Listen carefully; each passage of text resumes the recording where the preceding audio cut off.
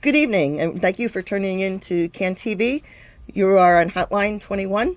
This is a live call-in show. You can call in at 312-738-1060 at any point during the show. I'm here tonight with two of our staff members, both Roshaynae Hammond and Ernie Fullilove, who will be on later. I'm Alice Merrifield, and I'm Chief Clinical Operations Officer for Beacon Therapeutic Diagnostic and Treatment Center. Beacon Therapeutic was founded in 1968 and creates new endings to disadvantaged beginnings. I'm happy to have both of my guests here tonight. Both of them work on the Projects for Assistance in Transition from Homelessness program, or the PATH program, as we will be referring to it throughout the evening. PATH provides support services for individuals with mental health or substance abuse issues who are homeless or at risk of becoming homeless. So before we get going, I'm going to post some contact information about Beacon Therapeutic. You can see our web address. It's www.beacon-therapeutic.org. We have 4 locations. We have our administrative offices on 103rd. We have all of our homeless outreach services, including our PATH program that we're talking about tonight, at the 117th and Western location. We have a junior high, senior high, therapeutic high school at Calumet Park, and then we have our Longwood campus, which both houses our elementary school as well as our outpatient and psychiatric programs. So Roshaynae, why don't you tell me something about what's brought you to Beacon, or how you first got to and heard about Beacon, and a little bit about your background in terms of like professional career. Okay. I've been working within nonprofit social services for approximately 10 years. Throughout the city of Chicago, I've worked with several social service agencies that assist homelessness, mental health, children, and adults. So you've been doing this for quite some time. For a while. Yes. And you've always sort of specialized more in working with homeless families? Yes, homeless families, specifically suffering from mental illness. Okay. And what kind of credentials do you have? You work with the homeless families, and what kind of training and background? Okay, I've received my bachelor's in psychology from Southern Illinois University in Carbondale, and I received my master's degree from Lewis University in Romeoville in social services. Okay. So tell me a little bit about the PATH program and what you guys, who you serve and what kinds of services you offer. Sure. PATH program, which stands for Projects for Assistance in Transition from Homelessness, is a program that is administered by the Center of Mental Health Services, and which is a component of Substance Abuse and Mental Health Services Administration, which is also known for SAMHSA. Okay. Our Beacon PATH program provides community-based outreach, mental health therapy services, substance abuse services, case management, housing, advocacy, linkage, and referrals to other social service-based organizations. These services are provided to individuals who are challenged or faced with a serious mental illness, substance abuse disorder, and homelessness. Okay. And how do you find participants for PATH? We find participants through outreach services. We work with several shelters throughout the city of Chicago, also referral based, even self-referrals come in a lot for the PATH program. But our main focus is outreach to individuals that are homeless, currently homeless. Okay. And what kinds of places do you do the outreach to? Different shelters throughout the city, even if they are just on the street. Sometimes we outreach to individuals who we see that are homeless and might be in need of services at that time. And how do you explain your programs to people? Like when you're doing outreach and you're going out and you're meeting with people, and say you find somebody that you think might qualify for the services, what kinds of things do you tell them about PATH to sort of engage them into the services, and just how do you explain the program and what benefit it might have to them? Well, if the participant appears to be at homeless at that time, we just kind of approach them with a simple hello, how are you today? Ask them if they're in need of assistance, or if they would like any help. How can I be of service to you? Sometimes they respond with yes, and they immediately want housing. Right. And sometimes they will, it just depends. But what me and my partner mainly focus on is just getting them where they need to be, stability. So, and that's just telling them, well, I will work for Beacon Therapeutic. These are some of the services we provide. I would love to work with you. If you're not interested at this time, here's my contact information, and contact me whenever you get a chance. Now, when you start to talk about the mental health services or the substance abuse services that are connected with PATH, do you sometimes hit resistance from people, or people who are sort of like, well, I don't really need that. I just want some housing, or I just want... Of course. Sometimes it's not always framed as mental health services. Sometimes I might just ask them, do you have someone you just need to talk to sometimes? And that usually helps out a lot, because we don't want everyone to... we don't want it to be framed as mental health services sometime if we see the resistance forming. Okay. Good. When you're doing outreach and you're sort of providing services to the families, I'm sure you come into places where there are gaps or barriers, or things get really difficult for people to actually access the services that they need. Can you just sort of talk about what some of those gaps are in the systems, or problems that you have that make challenges for you in getting services for participants? Sure. Some of the services that we've been faced with is lack of housing that's been throughout the city of Chicago. Other than that, some of it is just housing first, like I said before, permanent housing programs, being flexible, and sometimes just meeting the participant where they are is sometimes can pose a resistance. What about like locating housing, or just, some of those sort of things that can be just challenging in the current sort of economic climate as well? Sure. We typically try to reach out to as many housing agencies as we possibly can to establish some type of linkage agreement between those agencies.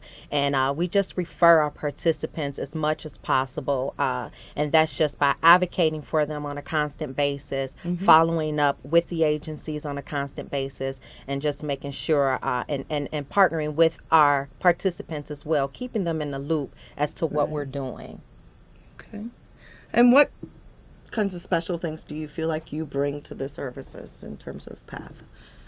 What would you say are your strengths, or where you feel like you're really able to sort of either connect with people or help them find things? I mean...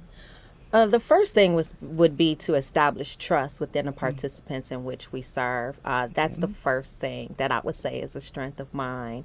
I try to make sure that the participants know that even though they can't even carry their hope, I'm there to carry their hope for them. So that makes our the PATH program a more strengths-based approach. Okay.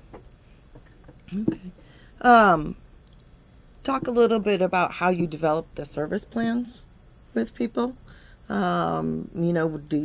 Sitting down, what kind of process does that look like when you're sitting down with somebody new and you're trying to develop out what kinds of services they may want to access, or what their goals are, or things? Well, we do that by forming a treatment plan, and our treatment plan is pretty much based off of a participant's strengths, needs, and wants, and their goals.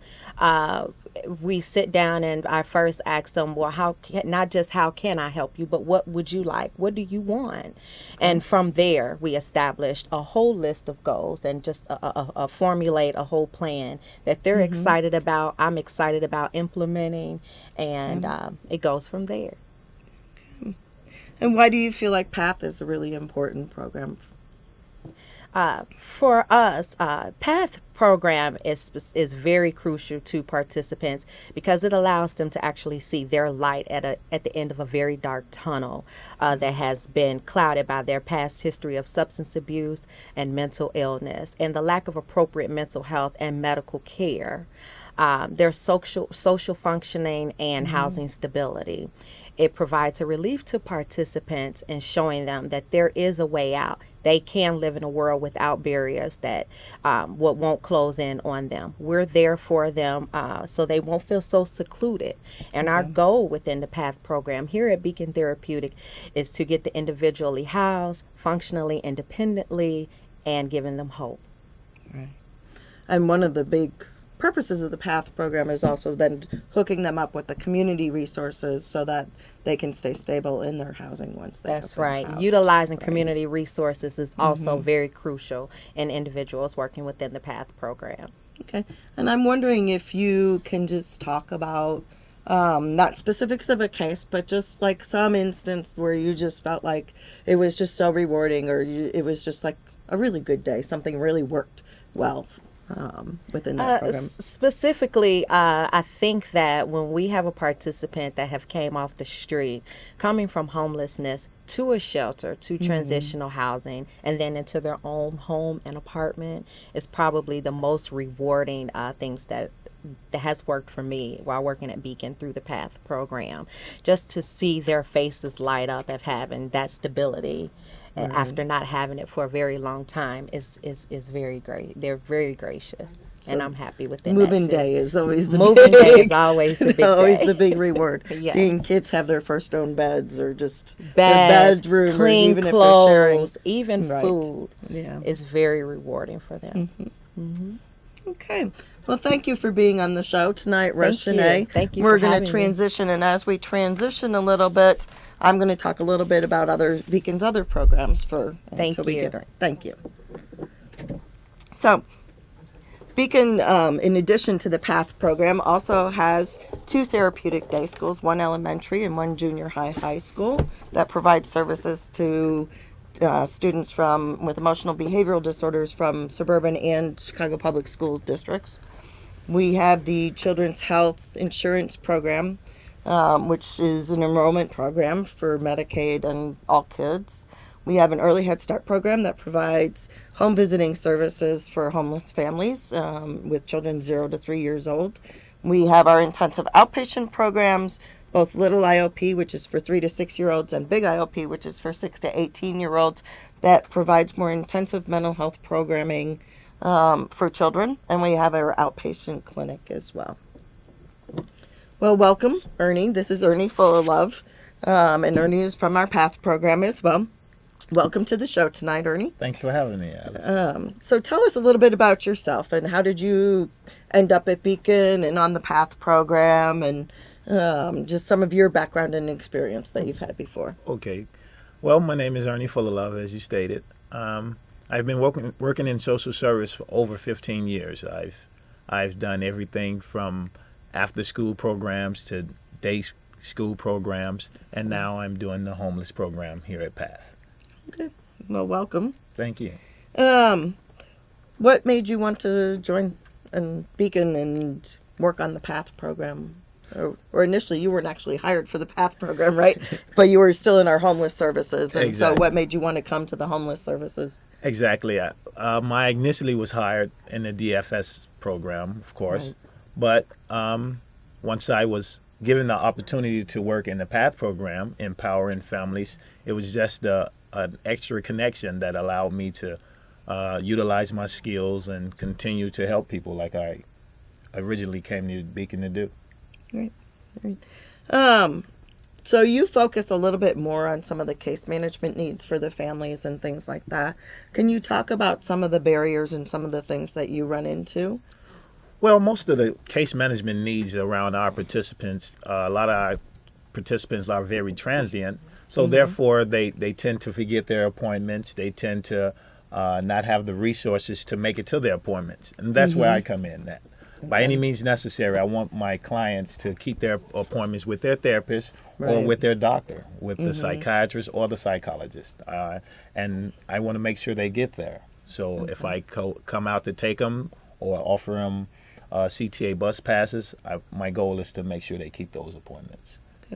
And what are some of the challenges of finding services in the community? I mean, it's one thing when our participants are still with Beacon and they can access Beacon psychiatrist or Beacon services, their outpatient services or things, but eventually we know that we need to transition them to the community and find them local resources wherever they get housed. And again, in the current funding environment, there's a lot of mental health centers that have had to cut services or close down. And so what are the challenges that you guys are running into in some of these areas? Well, one of the main challenges is that most of the clients, they're not aware of that these services are there for them. They're not they not able to make it to these services or to these places, to these different hospitals where these services may be offered.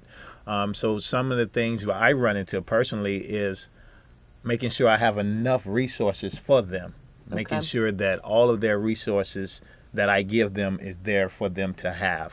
Other than that, most of the housing opportunities is limited here in Chicago. We don't have enough housing for all the people that's here, homeless in Chicago. So what we tend to do is try to get them housed in other communities, other cities, other states, things like that. Where are some places that you've ended up housing people, and like what kinds of things have you had to do to help them get to that city and just get moved in and everything else? Okay, well, Denville is one of the places that we've transitioned a lot of our homeless people to. Rockford. Some of the suburban areas here in Chicago tend to work with us a little bit more than the inner city because of the availability of the housing is real limited. Okay. It looks like we have a caller. Caller, do you have a question? Yes, hi. As I listen to you talk about resources, I'm just wondering, what could a local community, do for Beacon Therapeutic and their PATH clients in terms of resources? On a community level? Really, communities have done sort of a lot in terms of, volunteer work, donations. We always take donations of household goods. Really, a lot of what we need these days, I think, are just the basic when you move into a household, cleaning supplies, mops and brooms and sheets and towels and shower curtains and all those kinds of things are always welcome. We put together fresh start kits for families when we move them in. And a lot of times, or some of the time, Beacon has to sort of pitch in their own money for that. So it's always welcome when we can get donations of items for those so that we don't have to go out and purchase them new for the families. Right, and anything that the families can take advantage of. It can be something small. It can be something as little as towels, soap, any of those things. These people that we work with, our population is not choosy. They're willing to accept anything that someone is willing to give them. That's wonderful. Thank you. So tell us a little bit about how PATH is evaluated as a program. How do people sort of measure the services that are delivered and participant progress? What kinds of outcomes do people look at? Okay, PATH utilizes two tools. One tool is called the host system. That system that PATH uses allows the providers, the therapists, and the case managers to go in and determine what type of housing our clients are eligible for. Another tool that the PATH program utilizes is the HMIS. The HMIS is a citywide database which allows participants to be placed in at their own discretion, and then it allows the therapists and the case managers to go inside that database and extract any data that we may need to determine where they have been, which shelters they've been located at, and which shelters they may tend to relocate at. Okay. And then Beacon also enters its own services into the HMIS system so that when we need to pull reports, at that point, we can actually pull reports and show like how much therapy or how much case management or different kinds of services that we've actually provided to participants. Yes. Okay. Can you explain for us a little bit more about what HOST is? HOST is the Housing Options Survey tool. That tool determines what a client eligible for, which type of housing they may need, which type of service may come along with that housing as far as mental health services, not just 1 bedroom, 2 bedroom, but also what type of substance abuse treatment may come along with that service as well. Okay. And of course, HOST is now sort of evolving into the centralized referral system, which CRS. will use the vulnerability index and measure people's vulnerability and prioritize how quickly they receive services or housing or different things based on that vulnerability, right? Exactly. Okay. Beacon has relationships with a lot of different agencies, and can you just talk about some of the agencies that you've coordinated services with, or that our PATH participants access as well? One of the main partnerships that we have, of course, are the shelters. The shelters we tend to get a lot of referrals from, but one place that I work closely with myself is Heartland. Heartland is a agency that came aboard and allowed our clients and offered our clients a lot of housing opportunities. Our clients took advantage of those housing opportunities immediately, and from that integration, a lot of people were housed from the PATH program and through Heartland. Okay. Are there other collaborations too? I mean, you mentioned something about medical care, and dental care, just other kinds of services. Have you been able to form relationships or find places that you can work with or send people to that are able to accept them?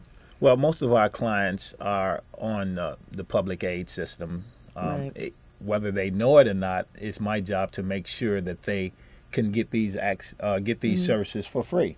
So I tend to make sure that they go to these appointments, go to these hospitals, go to these agencies, anywhere that may have something that they can utilize, whether it be dental or medical. Most of the clients, they tend to take advantage of it. Okay.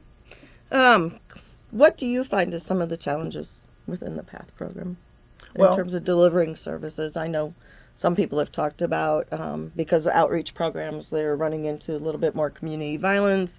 Some of that's making it more challenging. I mean, what are you finding challenging in getting out there and getting services to our families? Well, most of the areas that we tend to go into are highly crime areas, but we don't let that stop us. We think that we do this job for a reason, and that reason is we want to help people. We know that these clients are in these highly impacted areas, and we choose to do that. So therefore, although the shooting is taking place and most of the crime that's there, we don't let that alter us. We go in and still try to get our clients to be seen by their doctors, their therapists, their counselors. Okay. Are there other things that have posed more challenges in terms of getting services out? Well, in addition to that? The biggest thing for me is actually convincing the clients that they have some support. You know, some of these clients have been through so much that they don't feel that there's anyone out there with them. You know, there's anyone out there that would give them a fair chance, someone that they can lean on. The PATH program comes back and gives them that hope. We let them know that, yes, there is someone out here you can lean on. And for starts, you can lean on us right here at Beacon. So. Thank you. And one last thing, Ernie, if you would just sort of tell us something that you have found, an experience that you have found just really rewarding, or something that was just like, you know, one of those moments where you think, this is why I do it. You know, this is what makes it all worthwhile. Right. Can you describe one of those? Sure. My reward is I actually took a participant. I started with her in the DFS program.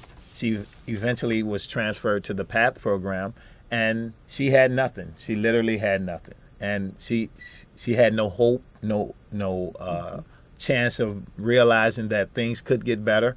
And for her to ignite an idea up under her that she can do better, she can do well.